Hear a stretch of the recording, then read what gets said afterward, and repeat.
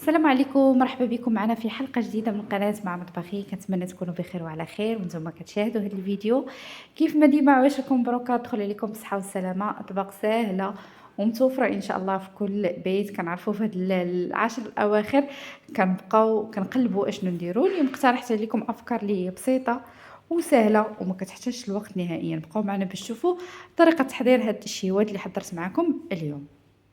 اول حاجه غادي نوجدوا العجينه ديال البيتزا اللي كنخليوها كتختمر. كناخذ كميه كندير تقريبا هنا واحد 4 الكيسان ديال العنبه، كاس معلقه كبيره ديال خميره الخبز، ومعلقه صغيره ديال الثومه، معلقه كبيره ديال الحليب البودر، وكنضيفوا قريصه ديال الزعتر اللي كنحكوها ما بين يدينا، وكتبقى مساله اختياريه. كنضيف معلقه ديال السكر سنيده باش كتعطينا واحد التحميره في العجينه ديالنا. بطبيعه الحال رشه ديال الملحه وخماره ديال الحلوى باش كتعطينا الهشاشه في العجينه وكتجينا رطبه وكتجينا بحال ديال المحلات.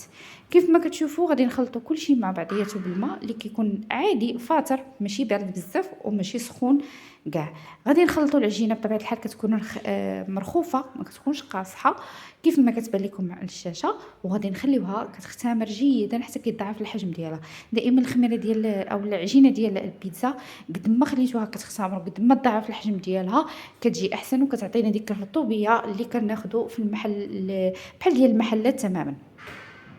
غادي نغطيها بالسلوفان كيف ما قلت لكم ونخليها على جنب حتى غتختمر. من بعد ما ضاعف الحجم ديالها غادي ناخذها وغادي نشكلها.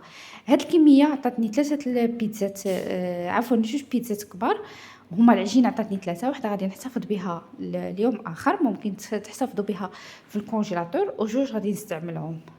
غادي نطلق العجينه ديالي كيف ما بغيتو. السمك ديال البيتزا كاين اللي كيبغيها رقيقه، كاين اللي كيبغيها غليظه، كتبقى اختياريه على حسب السمك ديالها اللي بغيتو. غادي نطلقها كيف ما شفتوا. غادي نخلي العجينه ما عندي ما رقيقه ما موين، ما غاديش تكون رقيقه بزاف وما تكونش غليظه بزاف، وغنديرها فوق الطاوه. بطبيعه الحال كنرش عليها الدقيق وكنشكها كيف ما كتشوفوا. هذه بغيتها تكون رقيقه، يعني ماشي رقيقه بزاف، موين، ما بغيتهاش تنفخ. داك الشيء علاش درت ليها الشوكه.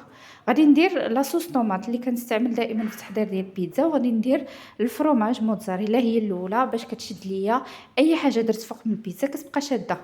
واللي بغى يدير العكس يدير. انا هذه هي الطريقه اللي كندير دائما.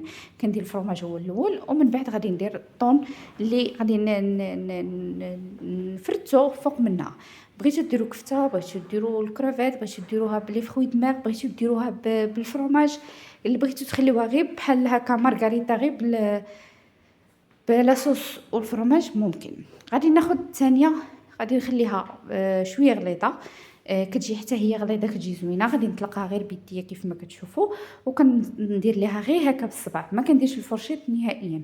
وغادي نطلق لاصوص ديالي كيف ما كتشوفوا. لاصوص طوماط عاديه اللي كنستعملوا. غادي ندير هنايا الكفته بطبيعه الحال راه كيف ما كتشوفوا خليتها خضراء وحطيتها عشوائيا قطع صغيره. وغندير شامبينيون وندير فرomاج وندخلهم كيطيبوا كيف ما كتشوفوا. كتجي بحال الفطيره، كتجي غليظه وكتجي زوينه بحال هذا الشكل. والاخرى جات رقيقه شويه، وكنقطعوها على هذا الشكل وكنقدموها كيف ما كتشوفوا كتجي رطبه. فهاد الحين غادي نوجد معكم البريوش بواحد الطريقه اللي هي سهله وبسيطه. كنضيف كاس الحليب اللي كيكون دافي، معلقه ديال الخميره، معلقه ديال السنيده وبيضه، ساشي ديال عفوا ديال الفانيلا، ممكن تستعملوا اي نكهه بغيتو. كنضربوا هاد المكونات كلها جيدا مع بعضياتها حتى كتجانس، ومن بعد غادي نبداو نضيفوا الدقيق تدريجيا. وغنضيفوا كذلك خماره ديال الحلوى. دائما هنا خماره الحلوى كنديروها باش كتعطينا الليونه في العجين ديالنا، لان ديجا دايرين الخميره. هنا الدور ديال الخماره كتعطينا الليونه. كنخليوه حتى كتجمع لينا العجينه، ماشي بزاف. كنعرفوا العجينه البريوش كتكون مطلوقه، وكنضيف واحد المعلقه ديال الزبده. من بعد كندلكها مزيان وكنخليها على جنب كيف ما كتشوفوا. هذه هي العجينه كنخليها على جنب حتى كتضاعف حتى هي الحجم ديالها. في هذا الحين كنوجد لا كريم باتيسير اللي غنوجد به البريوش، معلقه ديال الكريم باتيسير في كاس ديال الحليب، وكنخليها حتى كتعقد ونخليها على جنب. هادو هما لي بريوش ديال العجينه. من بعد ما تضاعف كنشكلوه على شكل قريصات صغار. انا غنشكلهم على هذا الشكل، ممكن ديروا نتوما الشكل اللي بغيتو. من بعد ما قطعتهم بحال هكا غناخذ الكاس حتى كنخليهم حتى كيختمروا. كناخذ الكاس ديالنا وكنديروه في الدقيق وكندوزو عليه بحال هاد الشكل كيف ما كتشوفوه، وكنديرو فيهم لا كريم باتيسير ديالنا من بعد ما طاب وخليناه حتى كيبرد، يعني حتى كيعقد وكنخليوه يبرد في جنب. وكنديرو هاد الفراغات ممكن ديروا الشوكولات، ممكن ديروا اي حاجه الكونفيتور كتبقى اختياريه. من بعد غندخلوهم الفران على درجه حراره 180، كنشعلوهم من التحت حتى كيتضاعف الحجم ديالهم وكيبداو يتحمروا، كنشعلوهم من الفوق وكنخليهم حتى كيتحمروا كيعطيو واحد اللون اللي كيجي رائع بزاف بزاف. كنتمنى انكم تجربوهم، راه كيجيو هشاش وكيجيو زوينين كيف ما كتشوفوا، كيجيو رطبين بزاف. خصوصا البنات ملي تخرجوهم من الفرن ضروري تغطيوهم بمنديل حتى كترجع عليهم الحراره باش كيرطبوا اكثر. وعاد كنبداو نزينوا فيهم، انا غنزينهم بالكونفيتور وغندير عليهم الكوك. وكتبقى تاني طريقه التحضير اولا التزيين ديالهم اختياريه. صراحه كيجيو زوين وكيجيو عمليين، ممكن تحتفظوا بهم بحال هكا في الثلاجه غير في شي علبه بلاستيكيه وكيبقاو معكم لمده طويله، تقريبا سيمانه تقدروا تجبدوا منهم. بالنسبه من غير رمضان كنوجدوهم بحال هكا الفطور الكوتي، كيجيو زوينين وكيجيو يعني غير تسخنيهم وكيجيو رائعين بزاف. هنا غادي ناخذ البصله، غادي ناخذ شويه ديال الكفته وغادي نشحرهم جيدا. غادي نوجدوا معكم لازان، كيف ما كتعرفوا كل رمضان ضروري ما نحضر لازان، لان لازان شي حاجه زوينه كتعجبني وكنبغي نشاركها معكم. صراحه شي حاجه اللي هي شي حاجه جديده علينا حنا في المغرب، ولكن تبارك الله راه كلشي ولا كيديرها وصراحه كتعجبني بزاف. داكشي علاش قلت نشاركها معكم وداكشي اللي قلت نديرها. كناخذ كميه ديال الكفته على حسب الرغبه وكندير شويه د لاصوص طوماط كيف ما كتشوفوا. دائما كناخذ مطيشه كنطحنها وكنبقى نخدم بها كيف ما كتشوفوا. كندير شويه البيض تقريبا 2 بيضات كنسلقهم وكنضيفهم على الكفته حتى كطيب ليا تماما مع مطيشه. هنا غادي نوجد صوص بيشاميل، كندير شويه الزبده، كميه الزبده تعادل كميه الدقيق، هذه دائما كنستعملوها وكنخليو حتى كيذوب وكيعطينا واحد العجينه. من بعد عاد كنبداو نحلوها بالتحراك مع شويه الحليب، كنكبوه بشويه بشويه، كنسموه بشويه ديال الكوزه بشويه ديال البزر وبشويه ديال الملحه بطبيعه الحال وكنخلطوهم جيدا وكندوزو لطريقه التحضير ديال اللازان. اول حاجه كنديروا طبقه ديال البيشاميل باش ما كتلصقش لينا اللازان ديالنا، ومن بعد كندوزو نحطو الكفته اللي ديجا معاها لاصوص طوماط. اللي بغى يدير لاصوص طوماط بوحدها ويدير طبقات ممكن، ولكن كنفضل انني نخلط لاصوص طوماط مع الكفته. كنستمر بحال هكا كنحضر طبقات ديالي ديال لازان.